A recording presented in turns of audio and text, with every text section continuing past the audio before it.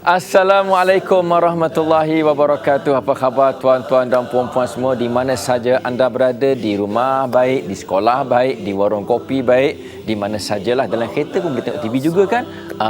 Alhamdulillah, kami mengucapkan selamat menonton Al-Kuliah pada petang ini, dan seperti biasa kita akan bersiaran secara langsung dari studio C Seri Pentas TV3 5 sampai 6 petang sahaja.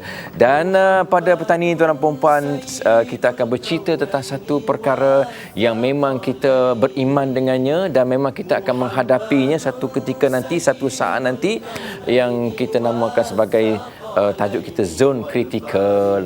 Apa itu zone critical saya pun tak tahu juga tuan dan puan-puan. Kita akan dengar kupasan ahli panel kita nanti, siapakah beliau. Saya akan perkenalkan puan-puan. Sebelum saya perkenalkan ahli panel, saya perkenalkan siapakah penonton kita pada petang ini. Tuan dan puan-puan, penonton kita memang very special, istimewa sangat-sangat, daripada luar negara lagi tuan-tuan dan puan-puan ya.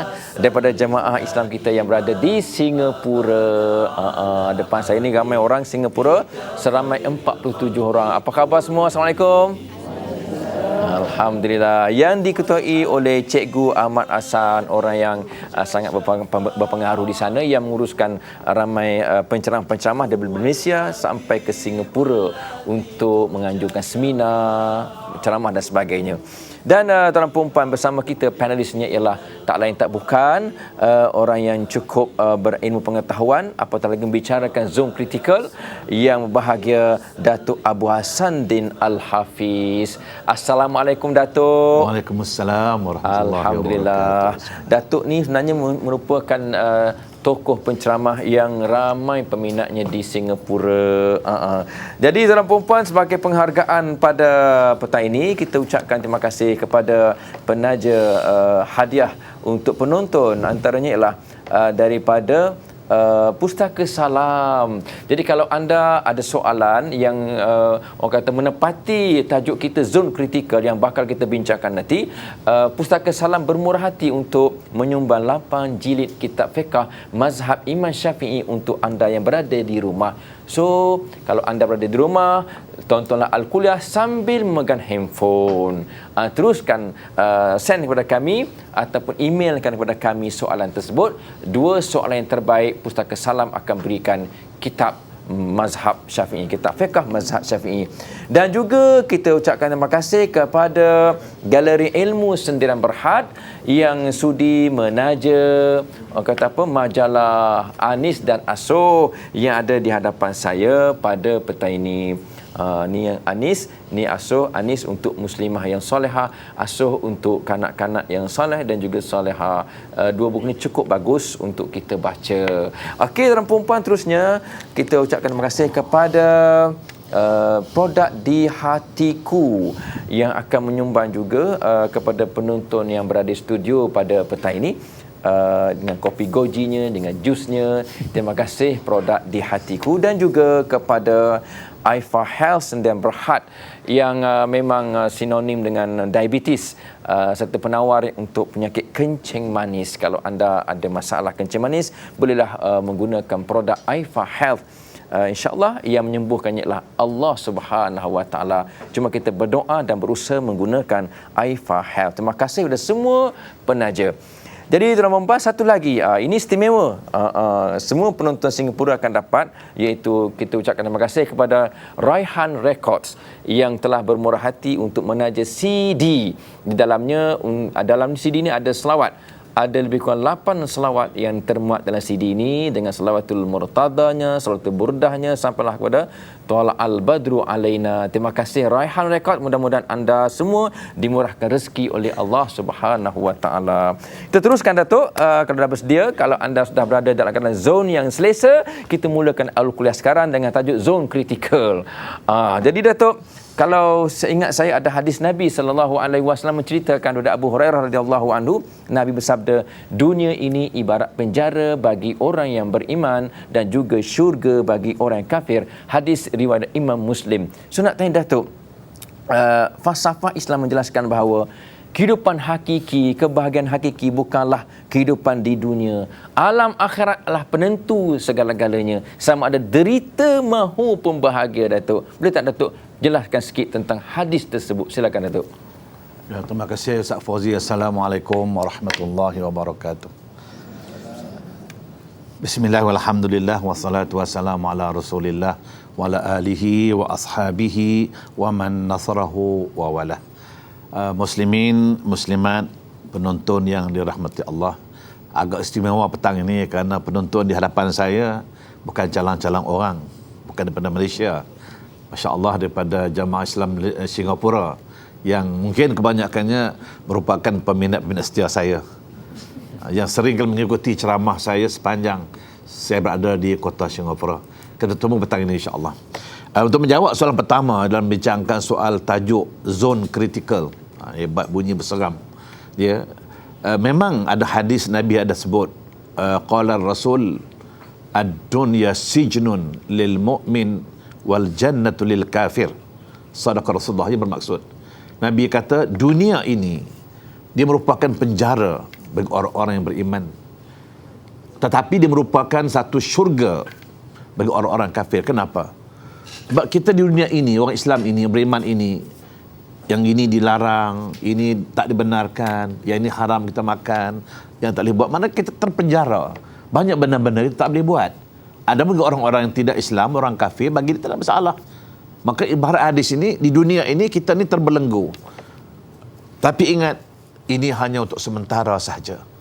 Kenapa Allah larang kita buat ini? Kenapa Allah larang buat ini? Itu sebenarnya cubaan. Samalah seperti mana ketika Adam dalam syurga dulu. Bila Allah kata, makanlah apa kamu nak makan. Wa kula minha ragadan haitsu syi'tuma wa la taqraba hadhihi syajarah. Allah tak makan. Makan apa yang kamu jumpa, makan. Cuma aku minta satu, jangan hampir ini pokok. Kenapa? Nak uji saja. Maka selama kita di dunia ini, kita diuji. Paling-paling tidak, yang ini jangan. Yang ini tak boleh. Yang ini haram. Itu bagi orang beriman. Tapi orang tak beriman, Islam pun dia bedah juga. Dia redah juga. Maka sebab itulah kita orang beriman, yang benar-benar beriman, kita menyangka seolah-olah dunia ini penjara bagi kita. Tapi ingat, selama mana kita beriman dengan Allah di dunia ini, hanya di dunia kita terpenjara, di akhirat insya-Allah syurga bagi kita. Maka sebab itulah apa yang perlu kita hadapi hari ini, kita ingat hidup tidak lama tuan-tuan, hidup tidak lama. Paling banyak kalau pun kita terseksa, kalau hidup terbelenggu sekalipun, paling lama 100 tahun. Hari ini cari mana orang hidup 100 tahun, nak sampai 70 tahun teruk kan. Ini dekat 100 tahun. Kalau pun kita hidup 100 tahun, nisbah alam akhirat berapa jam saja tuan-tuan. Satu hari di akhirat menyamai 1000 tahun di dunia. Berarti kalau kita hidup 100 tahun berapa jam aja. Yang penting ialah alam akhirat. Itu katakan zon kritikal. Maka sebab itu ulama-ulama mengatakan bahawa akhirat terbagi pada dua. Akhirat terbahagi pada dua. Yang pertama dinamakan akhirat kecil, yang kedua akhirat besar. Dia ada dua untuk akhirat. Yang pertama akhirat kecil, iaitu kematian. Mati itu akhirat kecil. Orang yang dah mati, dah meninggal dunia, dia dah mengalami akhirat kecil bagi dia. Dan ada pun orang yang belum mati macam kita, macam tonton, macam saya, macam semua penonton, kita belum mati lagi. Maka kita belum lagi merasai alam akhirat. Walaupun orang kata mati juga ada dua. Mati juga ada dua. Yang pertama mati kecil, yang kedua mati besar. Yang maksud mati besar tu mati betul lah, yang kojol tu. Tapi kalau mati kecil, tidur. Kalau tidur mati kecil lah, kita kerap mati lah tu. Jangan-jangan sekarang mati tak? Itu soalan lah. Jadi kesimpulannya tuan-tuan, kita akan bicara soal alam akhirat, di mana ia meletakkan satu asas sebagai rukun iman, mempercayai alam akhirat. Percaya di sana adanya balasan baik, adanya balasan buruk. Dasarnya ialah macam mana semasa kita hidup di dunia. Inilah penentuan sama ada kita di sana baik ataupun sebaliknya. Wallahu a'lam. Terima kasih Datuk. Saya sambil tadi saya sempat belek-belek majalah Anis ni Datuk. Saya lihat kat muka depan dia ada apa Datuk? Mati permulaan kehidupan. Mati permulaan kehidupan. Barangkali saya minta Datuk kupas sikit Datuk tentang apa maksud mati permulaan pada kehidupan. Baru nak hidup ke macam mana mati ni? Silakan Datuk. Baik, terima kasih Ustaz Fauzi. Sebenarnya ini satu kata-kata simbolik ya. Mati bermulanya satu kehidupan. Orang putih pun kata you are only live twice. Hidup dua kali. Tapi hidup dunia tidak ada arti. Hidup dunia sebagai jambatan yang menghubung kita ke alam akhirat. Hidup dunia penuh dengan ujian. Hidup dunia penuh dengan dugaan. Maka bila mati kita, itu bermula hidup yang sebenarnya. Di dunia bukan hidup yang sebenar. Bukan untuk selama-lamanya. Hanya untuk sementara. Semasa hidup ini kita akan dikira apa yang kita buat, baik atau buruk. Bila mana kita mati, kita meninggal dunia, bermulalah satu kehidupan yang sebenar. Yang dikatakan hidup berkekalan di alam akhirat. Penentuan sama ada syurga atau neraka. Jadi kita diberi pilih jalan. Dalam soal insan di awal surah Insan Allah sebut inna hadainahu sabil imma syakiran wa imma kafura. Kami tunjuk jalan. Jalan ini menghala ke syurga. Jalan ini menghala ke neraka. Pilih kita nak ke mana. Tapi ingat Allah kata inna a'tadna lil kafirina salasila wa aghlal wa sa'ira. Orang yang pilih jalan ke neraka, Allah sedia untuknya besi-besi yang membelenggu dirinya, akan diumbar dalam api yang menyala. Tetapi orang yang pilih ke syurga, innal abrar yashrabuna min ka'sin kana mizajuha kafura. Orang yang pilih jalan ke syurga, dia pilih jalan yang baik untuk hidup yang baik, di mana dia akan diberi minum daripada bekas, bukan minuman, bekas itu saja. Kafura, berbau kafur, berbau wangi, itu bekas minuman. Bayangkan kalau bekas wangi, minumannya macam mana agak-agaknya. Maka kata-kata tadi betul. Kematian merupakan permulaan bagi satu kehidupan. Kehidupan hakiki sebenarnya bukan di dunia. Kehidupan sebenarnya di alam akhirat. Sanalah penentuannya. Kejayaan kita, Allah sebutkan firman-Nya, "Faman zuhziha 'anil nar wa udkhilal jannata faqad faz." Barang siapa yang diselamatkan daripada neraka, dia tak masuk neraka, terus dibawa ke syurga, maka itulah sebenarnya orang-orang yang berjaya atau yang mendapat kemenangan. Wallahu a'lam. Terima kasih Datuk. Itulah tuan dan puan tentang Zon Kritikal, sebenarnya membicarakan tentang alam selepas mati, sebenarnya lebih kepada alam akhirat. Jadi Datuk, kalau kita lihat dalam rukun iman, dia ada 6 perkara. Dan di hujung yang ke-6 itu Datuk, ada orang kata apa, yang kelima itu ialah percaya kepada hari akhirat. Jadi kalau orang kata kalau 6 dia tolak 1 jadi 5 kan, dari segi matematik. Dari segi rukun iman, kalau 6 tolak 1 kosong. Betul jawapan Datuk. Datuk pakar matematik sebenarnya. Jadi tanya Datuk, apa hikmah, kepentingan adanya hari akhirat itu wajib kita percaya? Di manakah hikmah? Di manakah kepentingannya? Silakan Datuk. Ya, Ustaz Fauzi, sebenarnya dia ada dua perkara sini. Bila mana Islam menghendaki kita mempercayai hari akhirat atau mempercayai alam akhirat, dia ada dua tujuan. Yang pertama sekali bisa katakan tadi bahawa akhirat ada dua jenis. Ada akhirat kecil, ada akhirat besar. Akhirat kecil itu mati, dan akhirat besar ialah akhirat sebenar lah. Berarti kedua-dua akhirat ini ada kepentingan di kehidupan manusia. Contohnya kita katakanlah, kalau seorang manusia dia tak ingat dia akan mati. Kadang-kadang ada manusia di usia 60 tahun, 70 tahun, dia tak ingat dia nak mati. Umur 70 tahun beratur depan kedai genam lagi. Ya Allah, itu orang tak ingat nak mati. Sepatutnya, apa yang Nabi sarankan kepada kita, Nabi kata, qala Rasul, kafakum bil mauti wa'izah. Memadailah bagi kamu kematian yang boleh memperingatkan kamu. Sebagai warning, nak menyedarkan kita. Kalau kita umur kita 70 tahun, nak fikir apa lagi?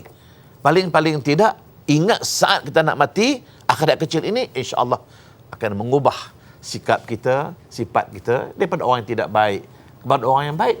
Orang yang lupa mati kepada orang yang ingat mati, kepada orang yang tak bersedia nak mati kepada orang yang bersedia nak mati. Itu alam akhirat kecil. Tambah-tambah pula alam akhirat besar. Akhirat besar penentuannya syurga neraka. Di sana tidak ada lagi lah. Yang ada hanya syurga dengan neraka. Jalan mana yang kita nak pilih? Maka sebab itu untuk kita menuju alam akhirat, maka sekarang penentuannya sama ada kita nak syurga atau nak neraka. Allahu a'lam. Terima kasih Datuk. Itulah zon kritikal yang kita bincang pada petang ini. Saya sebutkan tadi bahawa kita semua akan menempuh zon kritikal ini. Ada barangkali tak sempat tempuh, dia tempuh yang kecil saja, mati saja, dan ada pun yang panjang umur barangkali dia akan lihat, dia akan menempuh dengan sendiri melihat zon kritikal berlaku pada alam ini. Jadi apa pun perempuan, apa kata kalau kita berehat seketika dan kita jumpa selepas ini. Jangan ke mana-mana.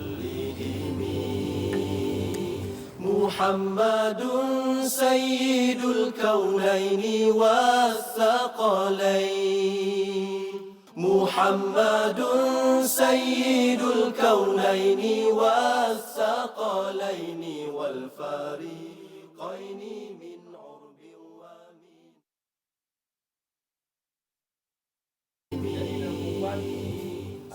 الرضا عن أبي بكر وعن عمر ثم الرضا عن أبي بكر وعن عمر وعن علي وعن عثمان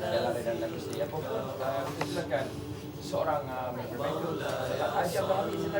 وسلم دائما Bismillahirrahmanirrahim. Assalamualaikum warahmatullahi taala wabarakatuh. Bapak Datuk. Sini saya ada kemukakan satu soalan.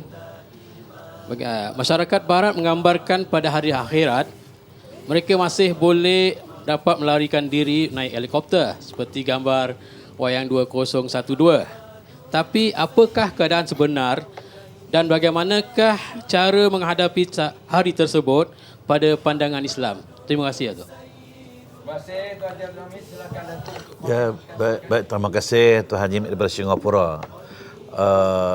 Kalau kita lihat dari segi apa yang dipaparkan dalam filem 1012, ini hanya merupakan satu bayangan orang barat. Itu anggapan barat seolah-olah mereka masih peluang untuk melarikan diri. Kalau mereka nak masuk neraka pun, dia boleh catah helikopter lari, kata dia. Cuma dia tak faham. Mengikut Islam, kita mesti ingat bahawa kiamat tak akan berlaku melainkan didahului dengan kehancuran. Apa arti kehancuran? Allah sebut dalam firman, iza syamsu kuwirat wa iza nujumun kadarat wa izal biharu fujrat. Habis semua. Langit dah hancur, bumi dah berkecai, lautan dah habis bertaburan, tak ada apa lagi dah. Yang ada hanya syurga dengan neraka sahaja. Habis nak lari ke mana? Nak naik helikopter mari mana? Helikopter dah hancur habis dah. Kalaupun mereka orang kaya raya, duit banyak misalnya, duit tak bawa pun, tinggal di dunia semua. Ini hanya satu bayangan, satu anggapan yang mereka boleh selamat. Tapi mesti ingat, di sana nanti yang ada hanya syurga, neraka. Penentuannya, ya imma syurga, ya imma neraka. Nak lari ke mana? Nak naik apa? Tak ada apa lagi dah. Jadi makna satu bayangan tak boleh lari naik helikopter. Mana dapat helikopter lagi dah? Helikopter tak ada dah. Jadi kesimpulannya kita mesti ingat bahawa Allah lah yang kita bacakan Maliki Yaumiddin. Dialah yang punya kuasa pemerintahan pada hari kiamat dan dia menentukan kepada kita ke neraka ataupun kita ke syurga. Kalau Allah kata si fulan salah, banyak buat dosa, jahat, mungkar banyak, maksiat banyak, malaikat bawa dia masuk ke neraka. Macam mana nak lari? Kalau dunia hari ini pun tuan-tuan, kalau mahkamah mutus kesimpulan salah, bawa ke penjara, digari, diikat, nak lari macam mana? Kalau ini gambaran dunia, macam mana agak gambaran akhirat agak-agaknya? Kalau Allah kata kamu masuk neraka, macam mana nak lari lagi dah? Malaikat dah cekuk, dah pegang, dah cekik leh semua dah. Nak lari dengan apa? Maka rasalah. Jadi kesimpulannya, janganlah percaya apa yang dibayangkan oleh orang-orang barat. Kerana itu hanya imajinasi mereka semata-mata. Okey Datuk, memang kritikal sungguh.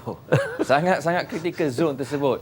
Jadi tuan-tuan puan-puan, kita cerita lagi tentang zone kritikal. Kita tanya orang Singapura ada tak soalan-soalan lain untuk ditanya kepada Datuk. Silakan Haji Zainal Saleh.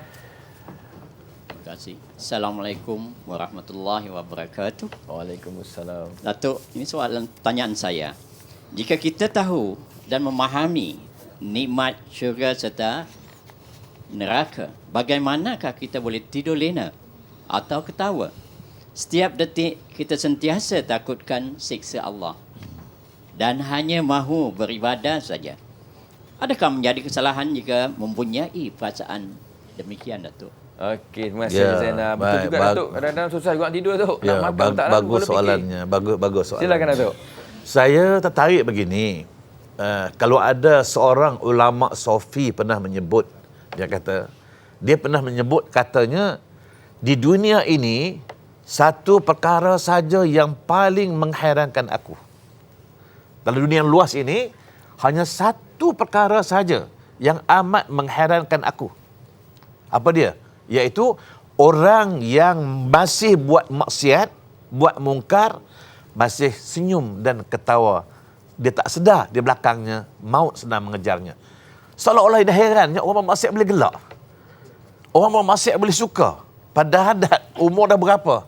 Sepatutnya di usia 60 tahun, 70 tahun. Insaflah. Sebab lepas kematiannya, belum tentu ke mana dia akan pergi, ke syurga atau ke neraka. Maka orang yang takut ke neraka, kita buat cara takut neraka. Jadi kalau orang yang benar-benar takut neraka, dia nak syurga, dia buat cara orang ahli syurga. Apa yang dia bisa risaukan? InsyaAllah. Kalau Allah kata kita semayang, kita semayang. Allah kata jangan bermaksiat, kita tak buat maksiat. InsyaAllah kita boleh nyenyak tidur. Yang heran kenapa orang yang masih buat mungkar, yang masih buat maksiat, dia pun boleh nyenyak tidur juga. Ini yang herannya. Jadi kesimpulannya, kita jangan bimbang, kita jangan berasa risau. Ingat, Allah dah kata dah, jalan ke syurga terbentang luas. Barang siapa nak ke syurga, ikutlah jalan menuju ke syurga. Barang siapa nak ke neraka, juga jalan terbentang luas. Maka pilih jalan ke neraka. As you like lah kata orang putih. Jadi bila mana kita dah pilih jalan ke syurga, kita tak perlu risau insya-Allah. Mudah-mudahan di akhir-akhir hayat kita, di usia-usia yang lanjut macam kita ini, apa lagi perlu kita buat lagi?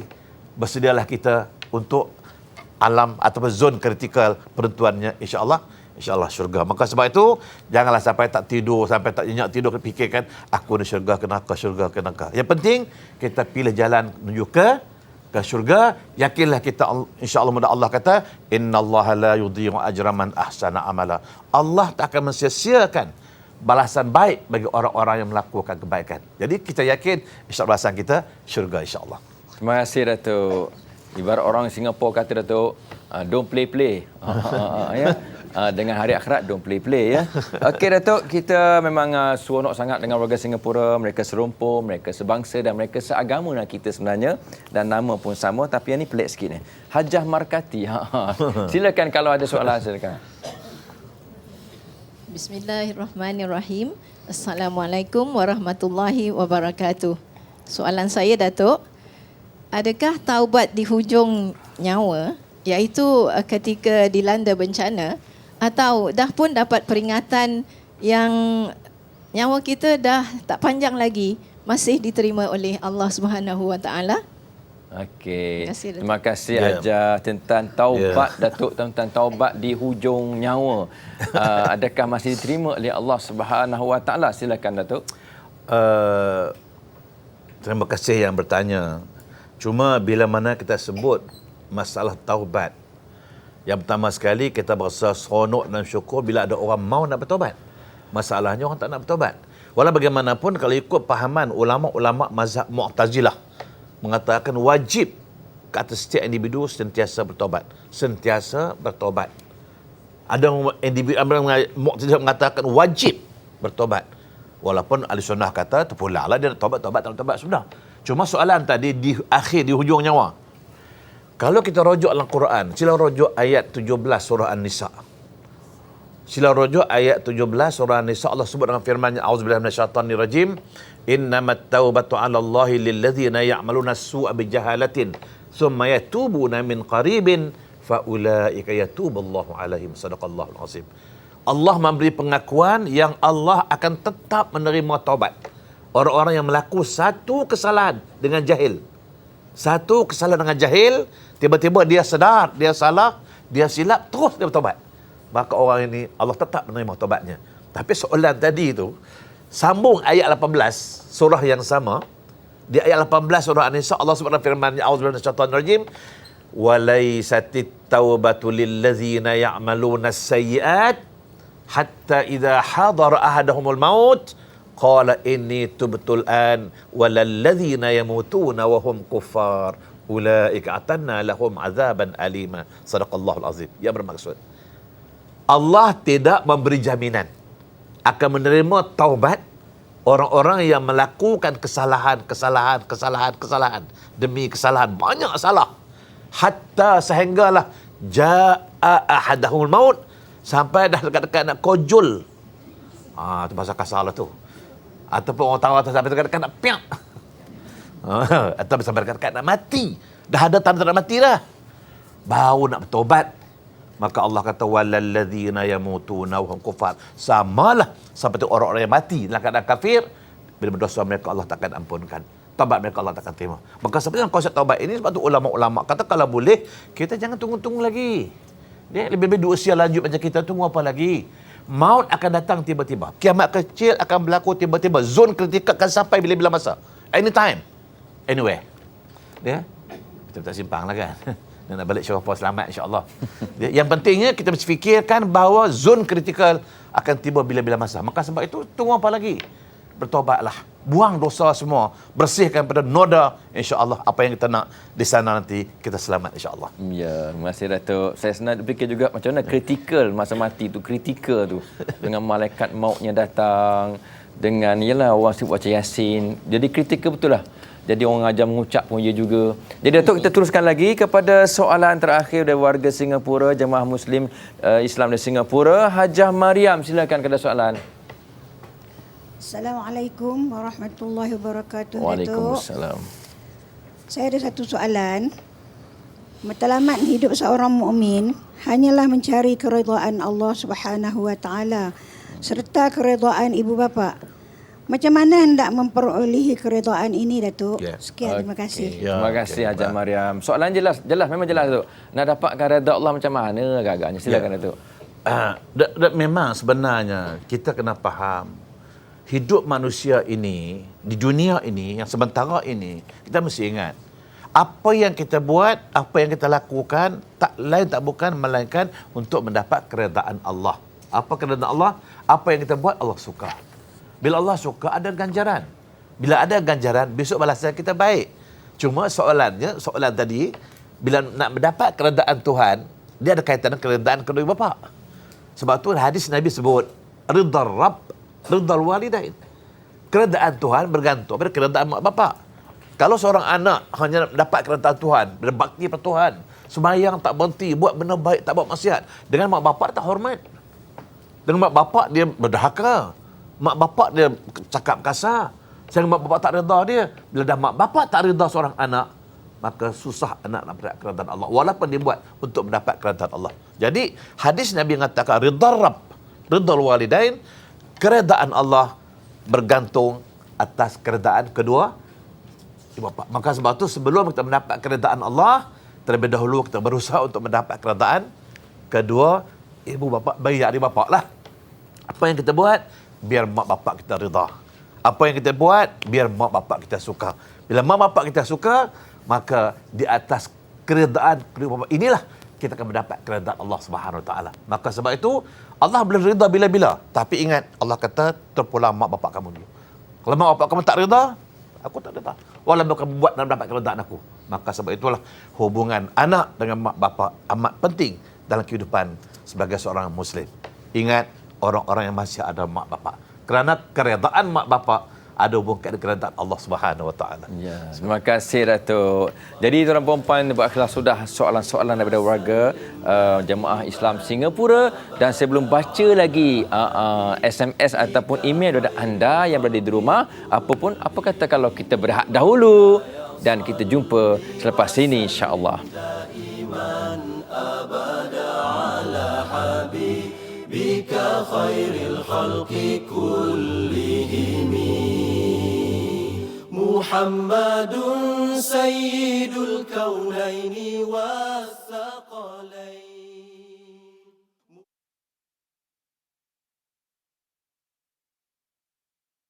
Alhamdulillah, terima kasih bersama dengan Al-Kuliah pada petang ini. Dan kita kena ingat, kita akan kritikal waktu petang atau waktu malam kalau waktu pagi kita dah monyok ataupun tidak ada mood ataupun kita kritikal.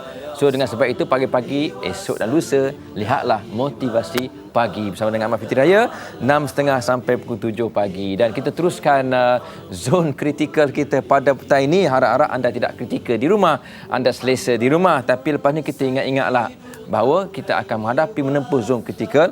Apapun Datuk, kita ada satu soalan Datuk daripada sahabat Al-Kuliah, peminat Al-Kuliah, penonton Al-Kuliah, bertanyakan satu soalan.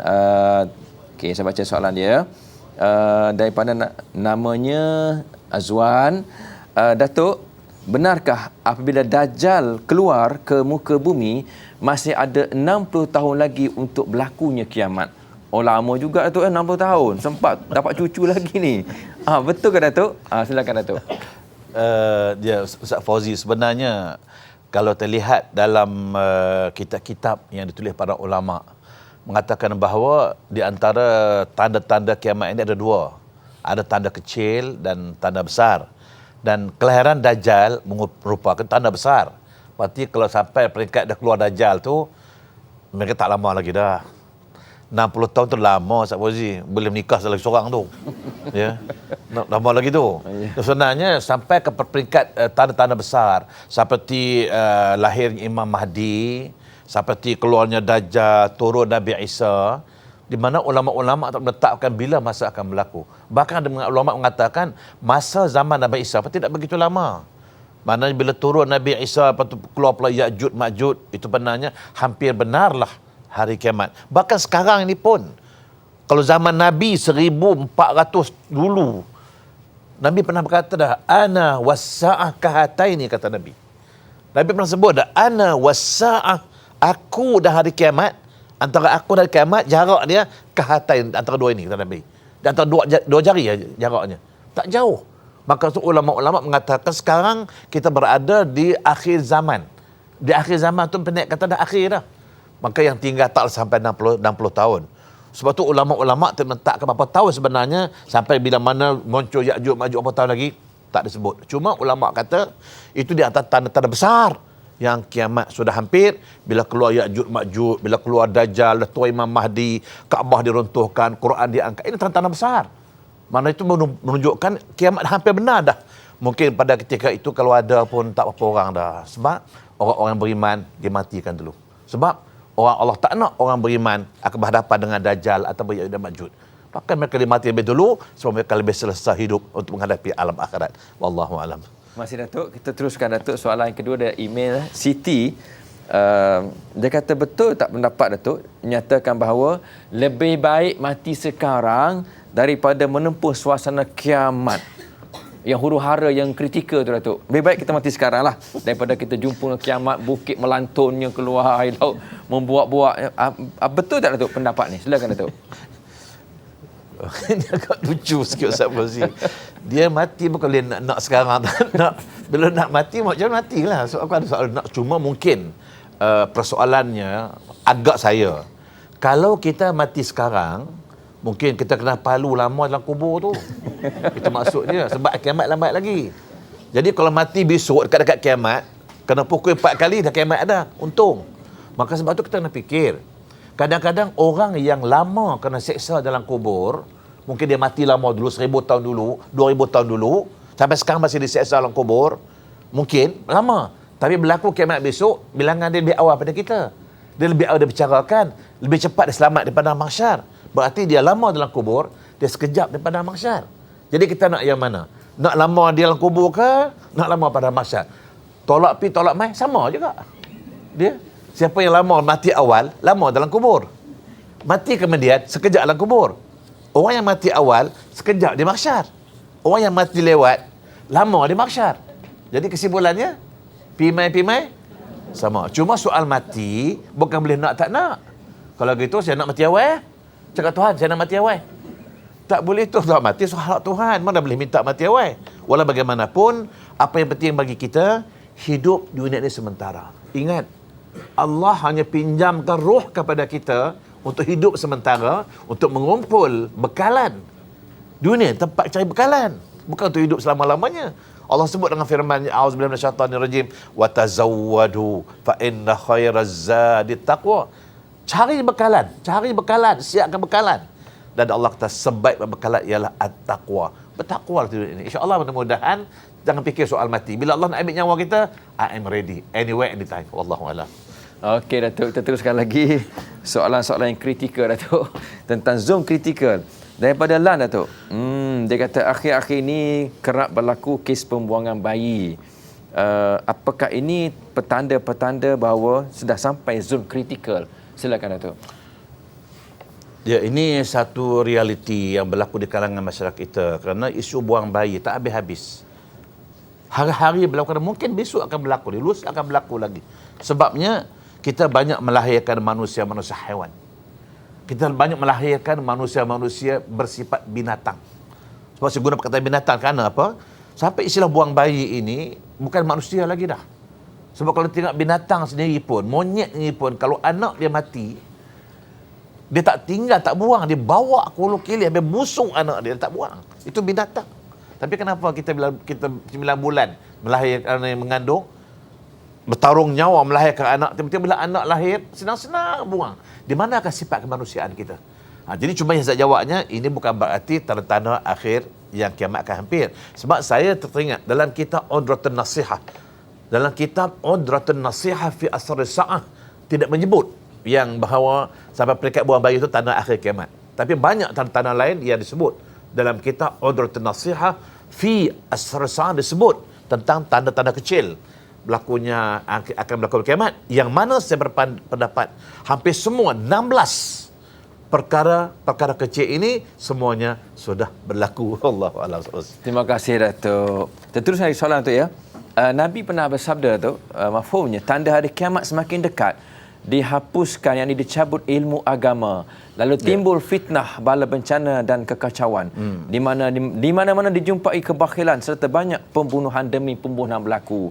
Hadis Imam Muslim. So boleh tak Datuk cerita tentang tanda-tanda kiamat yang Allah Ta'ala perlihatkan dalam hadis ini, dan barangkali kita alpa dan lalai Datuk dengan sebab dunia kita dengan penuh dengan hiburan dan sebagainya. Minta Datuk jelaskan tentang saat-saat tanda-tanda dan saat dengan kiamat. Silakan Datuk. Ya, okey. Sebenarnya memang kalau terlihat dari segi tanda-tandanya, seolah-olah kita hampir benar sebenarnya. Dialah kalau nisbah, kalau kita kata kalau orang Singapura naik bas daripada Singapura datang Kuala Lumpur, Cikgu Mak Hassan bawa orang rombongan daripada Singapura, tiba-tiba orang tanya, "Cikgu, lambat lagi ke?" Cikgu, "Tak dekat dah, padahal berduduk di Melaka." Maknanya bas berduduk di Melaka. "Cikgu, lambat lagi ke?" "Dekat dah," cikgu kata. Bas berduduk di Melaka tu. Nisbah Singapura ke Melaka, Melaka dengan Kuala Lumpur, dekat Melaka dengan Kuala Lumpur, itu maksud dia. Maka kalau dekat akhirat ini, kita lihat dalam Udratun Nasihah menyebut ada beberapa tanda, cuma sebut sebahagian. Jadi antaranya contohnya seperti berlakunya kemelesetan ekonomi, dah berlaku pun. Dah berlaku. Disebut lagi soalnya orang-orang zalim dilantik menjadi pemimpin dalam dunia ini, dah berlaku pun. Lepas tu orang-orang kaya berhutang. Masya Allah, hari ini orang kaya berhutang. Biasanya berhutang orang miskin, yang kaya berhutang. Nak belikan pelekat selai, kalau cash RM10, hutang 12, dia nak 12. Pasal apa? Hutang. Hobi. Dah berlaku semua dah. Yang kita kata yang 4, wanita jadi ketua negara, dah ada hari ni. Yang kelima, umat Islam saling kutuk-mengutuk, dah berlaku hari ni. Lagi berlaku lagi, salam hanya diberi pada orang yang dikenali saja. Berlaku di kalangan kita. Orang tak kenal, buat de aja. Bila kenal, "Oh cikgu, Assalamualaikum." Baru bagi salam. Kalau tak kenal, apa? Betul tak? Ini tanda-tanda dah. Lagi, bila mana terbinanya bangunan-bangunan pencakar langit. Masya Allah. Di Malaysia ada bangunan tinggi-tinggi. Lepas tu, semakin ramai anak-anak derhaka mak bapak. Ini disebut dalam kitab Udratun Nasihah. Bila ramai anak derhaka mak bapak, tanda-tanda. Dah berlaku semua. Lepas tu, perempuan suka memandulkan diri. Dah berlaku hari ini. Berapa ramai isteri-isteri yang tak nak anak. Lebih suka mandul. Ada berlaku lagi seperti wanita mendedahkan aurat. Masya Allah, di mana-mana berlaku. Tambah lagi berlakunya homoseks. Masya Allah, tabarakallah. Apa berlaku lagi? Seperti ibu hormat kepada anak. Sepatutnya anak hormat kepada ibu. Hari ini ibu hormat pada anak. Ibu takut pada anak. Ya Allah. Pasal apa takut? Potong elon. Itu. Takut dia. Takut anak. Sebab mak dia cakap banyak mak. Bukan cakap banyak, potong elon. Lepas tu berlaku lagi. Bapak rogoh anak sendiri. Dah berlaku. Dan berlaku gerak gempa. Dah berlaku. Ini merupakan tanda-tanda kecil yang semuanya dah berlaku. Cuma kita tunggu tanda-tanda besar saja. Seperti keluarnya Imam Mahdi, keluar Dajjal, Ya'juj Ma'juj, keluar asap, Kaabah diruntuhkan, Quran diangkat. Ini pendek kata dah. Pendek kata sediakan kapal sendirilah masa itu. Jadi memang semuanya tanda-tanda kecil dah berlaku, cuma kita sedang menunggu tanda-tanda besar. Wallahu a'lam. Terima kasih Datuk. Satu lagi Datuk. Ini soalan spesial Datuk. Memang kita lihat memang sekarang ni dah banyak gempa bumi berlaku Datuk. Gempa bumi, tsunami dan sebagainya. Yang terbaru Datuk, ni satu kajian Datuk, di Chile. Allah Ta'ala telah memperlihatkan bencana yang sangat dahsyat sehingga kajian menunjukkan paksi bumi kita telah bergerak beberapa sentimeter. Dah beralih Datuk. Dah bergerak dah. Lari dah paksi. Dan kalau bumi terus bergerak, tidak mustahil terbitnya matahari dari sebelah barat. Bukan matahari itu terbit sendiri Datuk. Bumi terbergerak balik, matahari sebelah barat pula Datuk. Jadi sejauh manakah kita perlu mempersiapkan diri Datuk untuk menghadapi saat-saat ini? Sekarang dah bergerak Datuk, 1 meter dah bergerak dah. Silakan Datuk. Bagi saya Ustaz Fauzi, apa yang berlaku hari ini, musibat, berlakunya bala bencana, berlakunya gempa, tsunami, ini merupakan pengajaran supaya kita fikir. Allah bayangkan seolah-olah kalau ini boleh berlaku, gempa boleh berlaku, bayangkan bagaimana akan berlaku kiamat.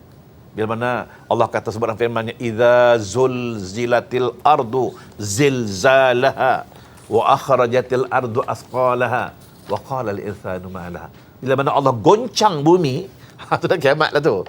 Idza zulzilatil ard. Bila Allah goncang bumi ini, wa ukhrijatil ardu.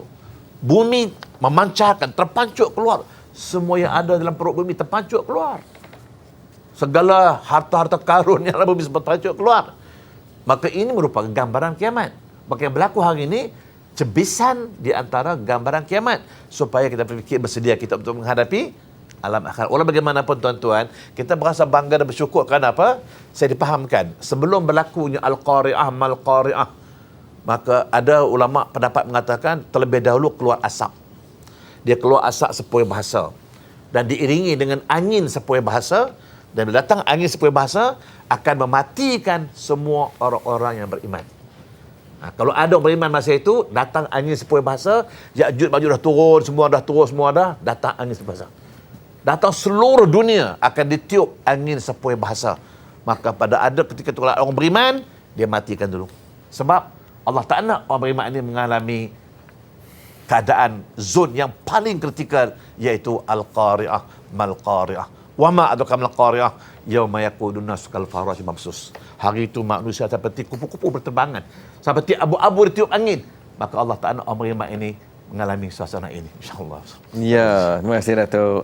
Jadi tuan-tuan puan-puan, kita berehat seketika dan kita akan bincang lagi tentang Zoom ketika, dan kalau sempat saya akan baca lagi email-email dan SMS daripada anda semua. Jumpa selepas ini insya-Allah. Bika khairil khalqi kullihim maulaya salli wa sallim daiman abada.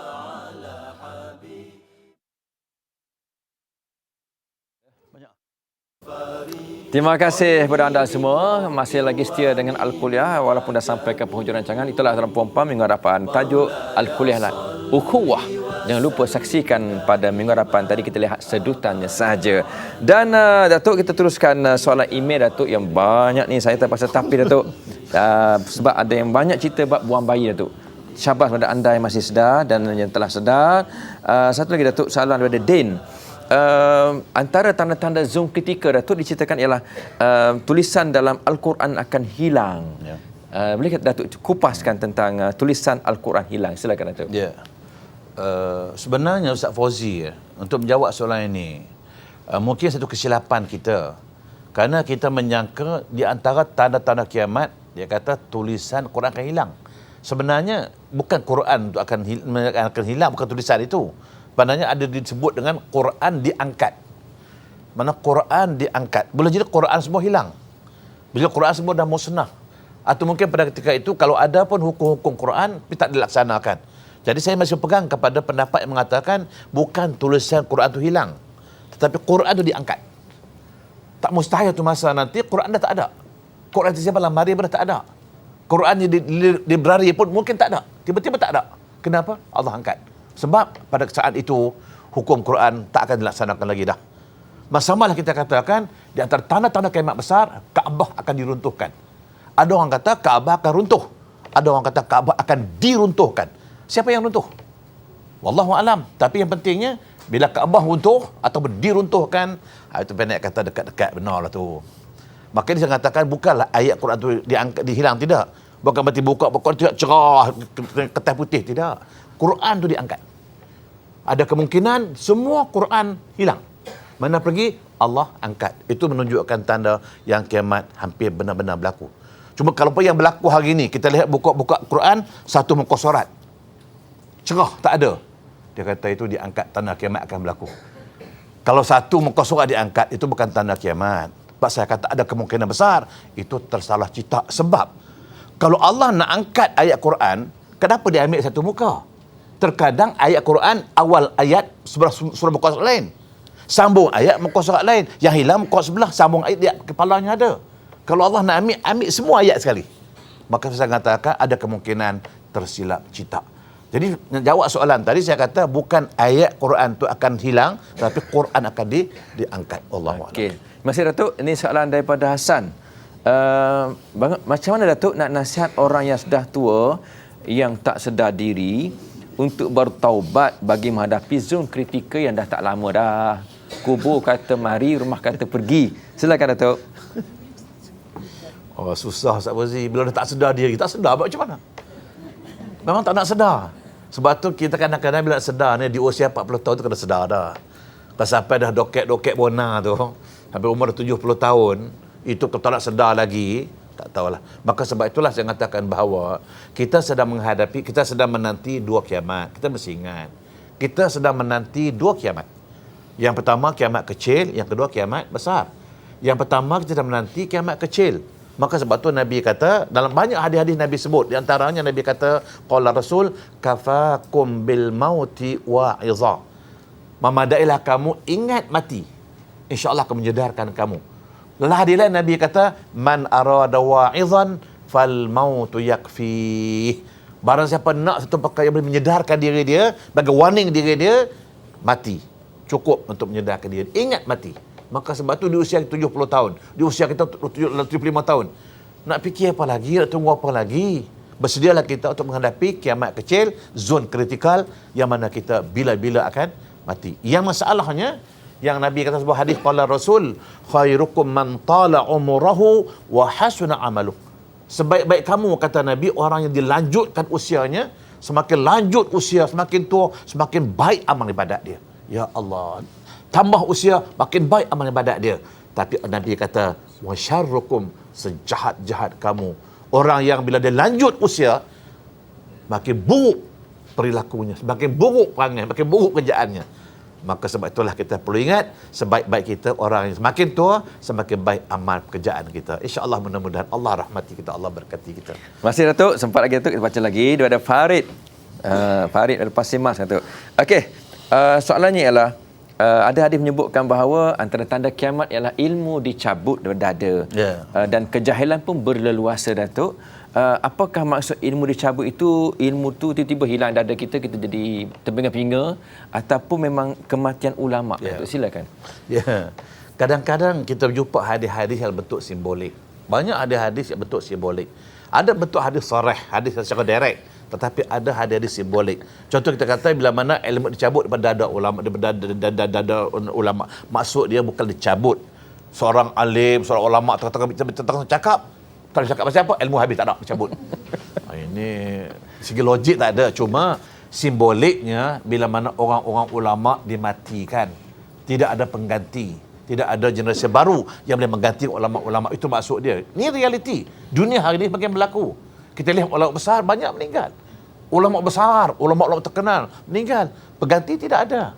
Kalau ada pun tak setara dengan mereka. Itu maknanya akhir zaman, hampir kiamat, orang yang berilmu, yang alim, yang ulama dimatikan, ulama habis. Jadi akhirnya dunia akhir kiamat nanti, siapakah yang akan menasihatkan kita? Tak ada lagi dah. Itu dia kata huru-hara zon kritikal ini, maka pada ketika itu masing-masing bawa dirilah. Kerana ilmu-ilmu daripada ulama dah tak ada lagi dah. Wallahualam. Terima kasih Datuk. Dah sampai penghujung rancangan Datuk, bersama dengan warga Singapura dan juga warga Malaysia khususnya. Jadi apakah kesimpulan, rumusan dan pesanan Datuk kepada kami semua tentang persiapsediaan untuk menghadapi zon kritikal? Silakan Datuk. Nasihat saya, pertama sekali ingat, kita hidup di dunia bukan untuk selama-lamanya. Dunia bukan milik kita. Jangan bercita-cita nak hidup sampai 1000 tahun. Kerana satu masa kita akan menempuh saat zon kritikal. Satu masa kita akan mati.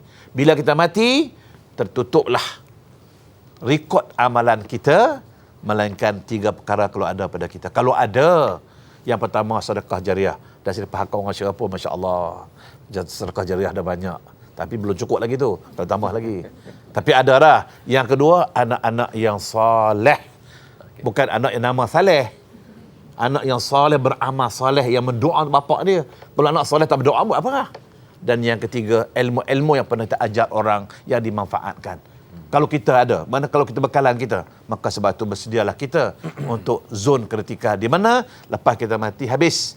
Kita akan menghadap Allah di mana pada ketika itu tak seorang pun boleh bantu kita. Ya. Yauma la yanfa'u malun wala banun illa man atallah biqalbin salim. Hari di mana anak tak boleh bantu kita, cikgu tak boleh tolong kita, bapa tak boleh bantu kita, maka kita sendirilah siapa yang datang menghadap Allah dengan jiwa yang selamat, insya-Allah. Terima kasih Datuk atas kupasan Datuk tadi. Mudah-mudahan Allah Taala merahmati Datuk. Apa orang perempuan? Terima kasih kepada semua yang menonton Al-Kuliah pada petang ini. Tidak kira di mana sahaja anda berada, termasuk juga warga Singapura, dan insya-Allah akan disusul oleh trip yang kedua dan ketiga dan seterusnya untuk datang ke Al-Kuliah di Malaysia ini. Dan orang perempuan, jangan lupa bersama dengan Al-Kuliah pada minggu hadapan daripada Kota Baru Kelantan, jauh tu dan perempuan ya, dengan tajuk Ukhuwah bersama Dr. Abdul Basit Abdul Rahman, dan kita jumpa lagi pada minggu depan.